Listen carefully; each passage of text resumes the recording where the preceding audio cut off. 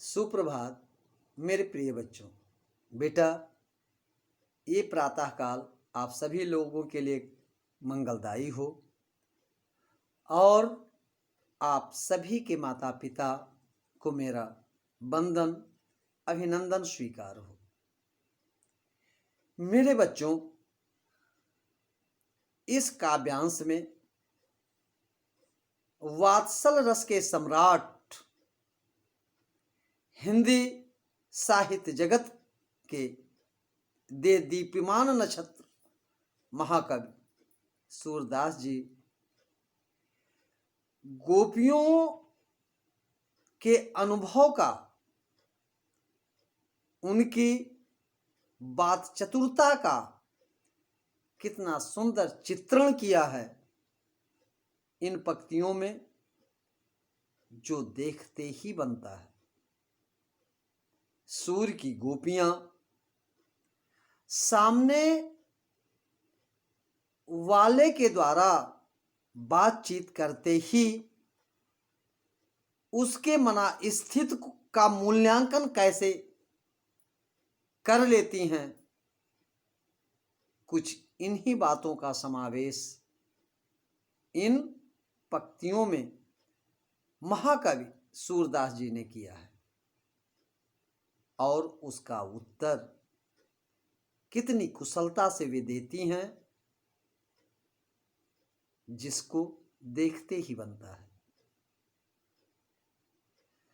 Bridge की बालाएं उद्धव के योग उपदेश को सुनने के पश्चात उन्हें कितना प्रमाणित उत्तर देती हैं, अकाट तर्क प्रस्तुत करती हैं, जिसको सुनने के पश्चात उद्धव की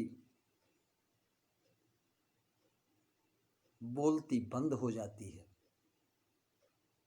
उनके निराकार ब्रह्म का जो उनमें अहंकार विद्यमान था, वो अहंकार तिरोहित होते हुए, दूर होते हुए देर नहीं लगती।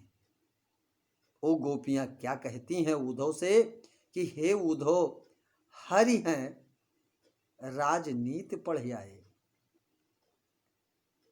कृपा करके हे उद्धव, अब ये योग का संदेश, योग साधना का ज्ञान हम लोगों को कृपा करके मत दीजिए।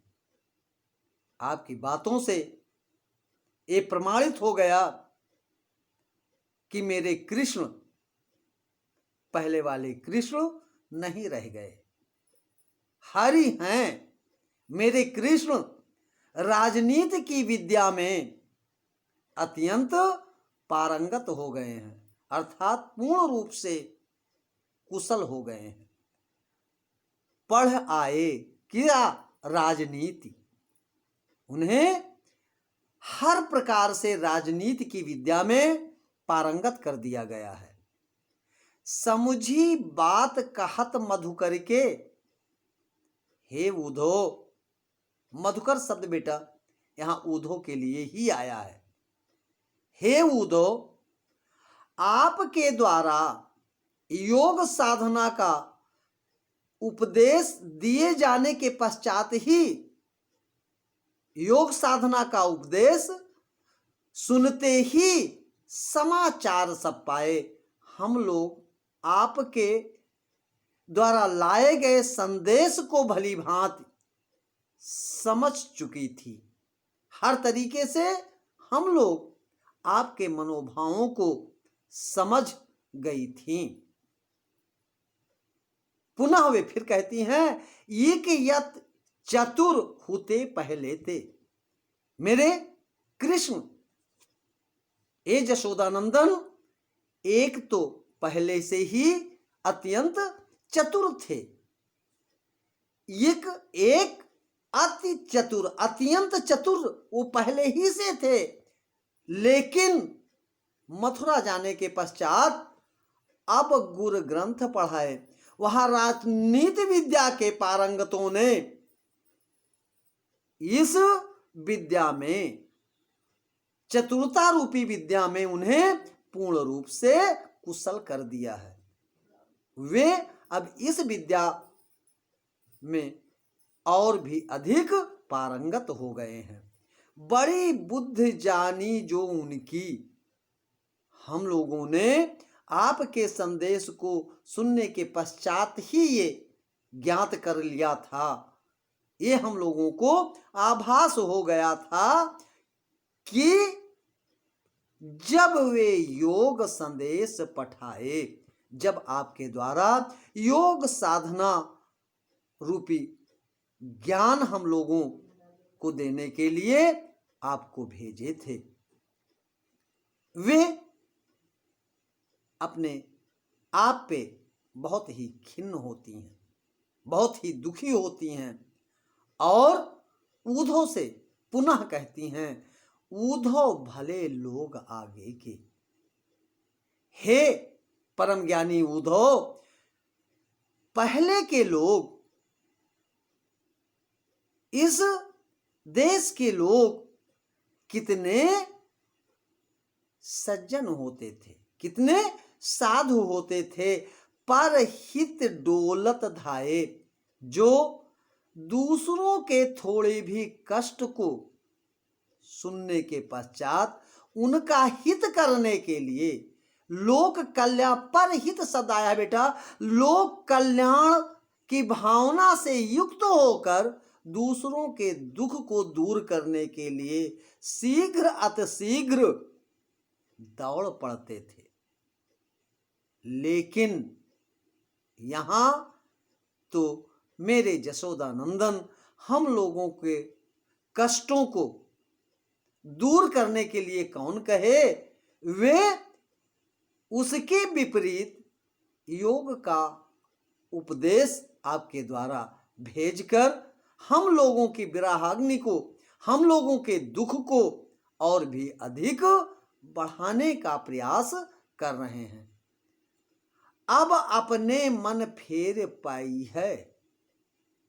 हे प्रकांड ज्ञाता, योग साधना के मर्मज्ञ उद्धव, यदि हम लोगों का मन पुनः हम लोगों को मिल जाए, कौन सा मन? चलत जुहुते चुराए। जब वे ब्रिज से मथुरा जा रहे थे तो अपने ही साथ हम लोगों के मन को अपने साथ लेकर मथुरा चले गए हैं।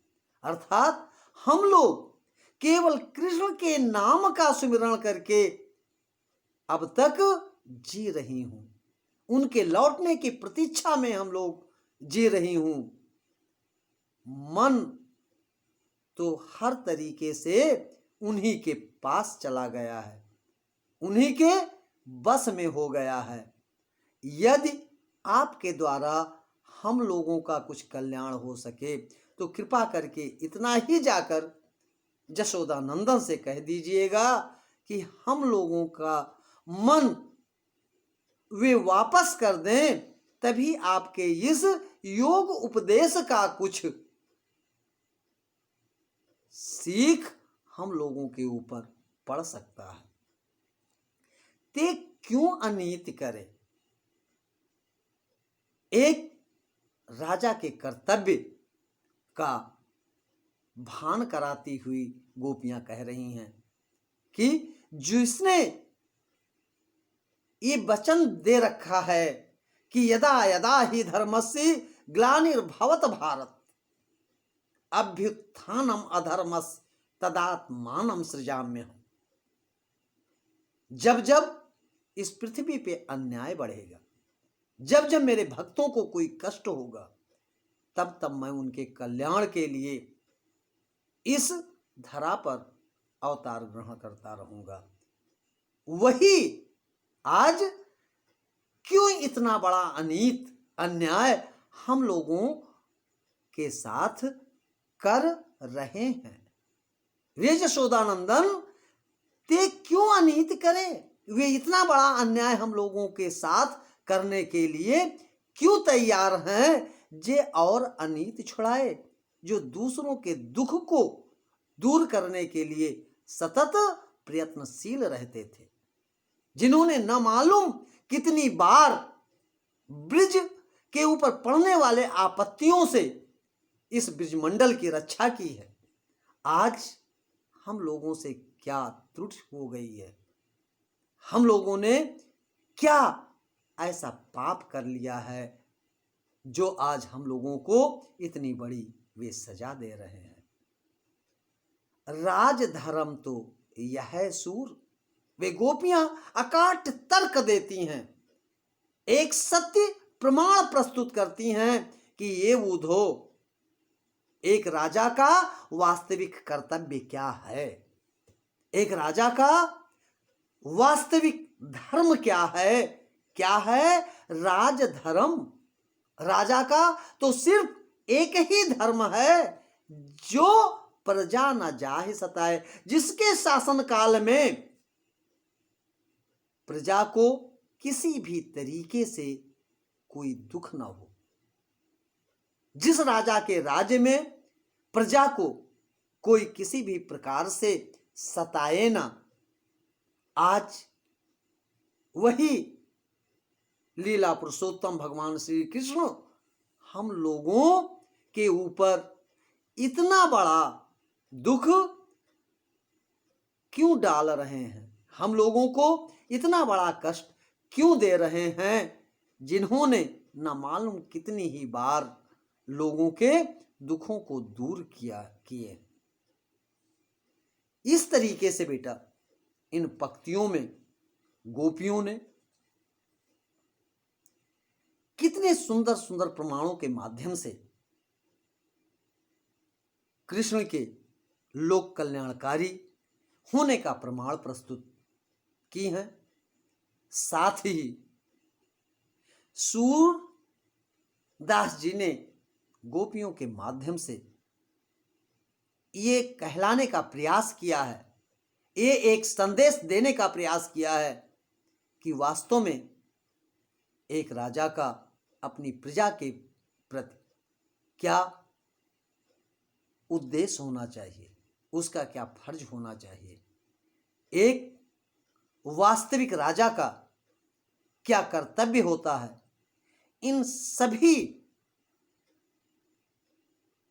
नीतियों का निर्धारण इन पंक्तियों में कहीं न कहीं महाकवि सूरदास जी ने बड़े ही सुंदर ढंग से प्रस्तुत करने का प्रयास किया है। साथ ही इन पंक्तियों में अनेक प्रकार के एक ही पद में सुंदर सुंदर अलंकारों का समावेश किया है, जैसे रूपक अलंकार, दूसरा अनुप्रास अलंकार आदि अलंकारों का सुंदर प्रयोग करते हुए इस पद की छटा को और भी निखार दिया है। साथ ही इस महान साहित्यकार की इन पंक्तियों में संगीतात्मकता सर्वत्र विद्यमान दिखाई देती है। इन्हीं शब्दों के साथ बेटा